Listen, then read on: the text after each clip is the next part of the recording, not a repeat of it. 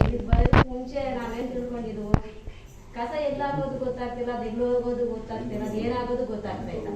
ಈಗ ಇಲ್ಲಿ ಬಂದ್ಮೇಲೆ ಮೇಡಮ್ ಅವ್ರು ಹೇಳ್ದಂಗೆ ಅದರಿಂದ ನಾವು ಮಾಡೋ ಗಲೀಜಿನಿಂದ, ನಾವು ಮಾಡೋ ಹಾಕೋ ಪೇಪರ್ನಿಂದ ವೇಸ್ಟ್ನಿಂದ ಎಷ್ಟೋ ಪ್ರಾಣಿಗಳು ಕಳ್ಸೋಗಿದ್ದಾವೆ, ಎಷ್ಟೋ ಗಿಡಗಳು ಹೋಗಿದ್ದಾವೆ, ಎಷ್ಟೋ ನಾವು ತಿನ್ನೋ ಪದಾರ್ಥಗಳನ್ನು ಹಾಳಾಗೋಗಿದ್ದಾವೆ. ಅದನ್ನ ನೋಡ್ಕೊಂಡಿದ್ಮೇಲೆ ಶಾಲೆ ಬಾಧೆ ಆಗುತ್ತೆ. ನಾವು ಇಷ್ಟೊಂದು ಅಪಾಯ ಮಾಡ್ತಾ ಇದ್ದೀವಿ, ನಾವು ಮನುಷ್ಯರಾಗಿ ಇಟ್ಕೊಂಡು ನಾವು ಮಾಡೋ ಕೆಲಸದಿಂದ ಪ್ರಾಣಿಗಳಿಗೆ ನಾವೇ ಅಪಾಯ ಮಾಡ್ಕೊತಾ ಇದೀವಿ, ನಮ್ಮ ಪ್ರಾಣಕ್ಕೆ ನಾವು ಇದು ಮಾಡ್ಕೊತಾ ಇದೀವಿ ಅಂತ ತಿಳ್ಕೊಂಡಿದ್ದೀವಿ.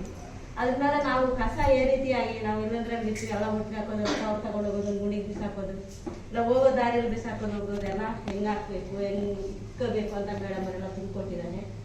ನಾವು ಅದನ್ನ ತಿಳ್ಕೊಂಡು ನಮ್ಮ ಜ್ಞಾನಕ್ಕೆ ಇಟ್ಕೊಂಡು ಇನ್ನೊಬ್ರಿಗೆ ಹೇಳೋಂಗೆ ನಾವು ಜ್ಞಾಪಕ ಇಟ್ಕೊಂಡು ನಾವು ಮನೆಗೆ ಹೋದ್ಮೇಲೆ ತಿಂಗಳಿಗೊಂದ್ಸಲ ನಮ್ಮ ಏರಿಯಾದಲ್ಲಿ ನಮ್ಮ ಮನೆಗಳು ಇಷ್ಟಿದಾವೆ ಅಷ್ಟು ಮನೆ ತಿಂಗಳಿಗೊಂದ್ಸಲ ಆದ್ರೂ ನಮ್ಮ ಒಂದು ಹಾಫ್ ಅನ್ ಅವರ್ ಟೈಮ್ ತಗೊಂಡು ನಮ್ಮನ್ನೆಲ್ಲ ಹಿಂಗೆ ಕುಂದಿಸ್ಕೊಬಿಟ್ಟು ನಾವು ಹಿಂಗೆ ಈ ಥರ ನಾವು ಇದು ಮಾಡ್ಕೋಬೇಕು, ಈ ಥರ ನಾವು ಕೇಳಿ ಅವ್ರಿಗೆ ಅರ್ಥ ಆಗೋದು ಹೇಳ್ಬೇಕು ಅಷ್ಟೇ. ಮನೆ